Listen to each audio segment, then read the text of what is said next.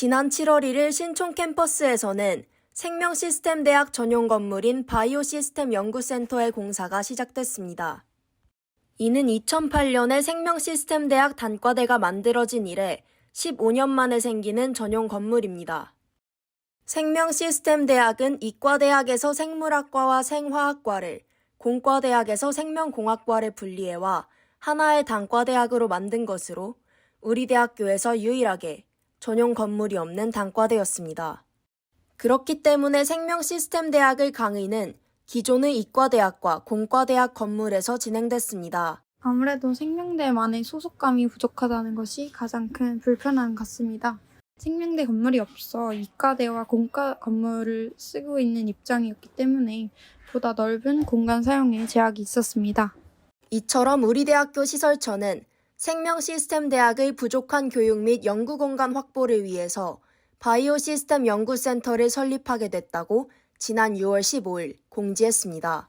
생명시스템대학의 건립계획에 따르면 본 건물은 2020년부터 계획되어 당해 12월에 법인이사회 건축 승인을, 2022년 5월에 서울시 인허가와 서대문구청 건축허가를 받았습니다. 본 건물은 지난 7월부터 24개월 동안 공사를 진행해 2025년 6월에 완공될 예정입니다. 과학원, IBS관, 첨단과학기술연구관 사이 언덕 부지에 지하 2층, 지상 6층의 총 8층, 2,000평 규모로 지어집니다. 대형 강의실과 연구실부터 실험실, 세포배양실, 학생회실 등으로 구성되는 건물은 생명시스템대학 학생들을 위한 교육연구시설로 사용될 예정입니다. 많은 학생들이 새 건물에 대해 기대를 보이는 반면 우려를 보이는 학생들도 있습니다. 서문 쪽의 공간이 넓지 않은 것으로 아는데 그 공간을 건물이 모두 차지하게 되면 서문 쪽의 길이 많이 복잡해지지 않을까 걱정이 됩니다. 이처럼 덜어는 서문에서 대운동장으로 가는 길이 막히는지에 대한 우려를 밝혔지만 변경통행 안내도에 따르면 보행자의 경우 첨단과학기술연구관에 새로 설치되는 출입구를 통해 서문과 건물 정문 사이를 이동할 수 있습니다.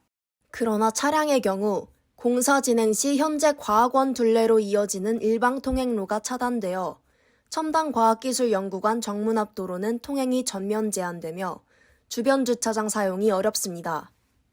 마지막으로 연세대학교 시설처는 홈페이지 공지사항을 통해 공사 진행 시 발생하는 소음, 진동, 분진 등으로 인한 불편함에 대한 양해를 부탁드린다고 밝혔습니다. 지난 5월 13일 바이오시스템 연구센터 착공식에서 생명시스템대학 정광철 학장이 밝힌 것처럼 이번 신축을 통한 교육과 연구질의 향상이 기대됩니다. YBS 뉴스 박시온입니다.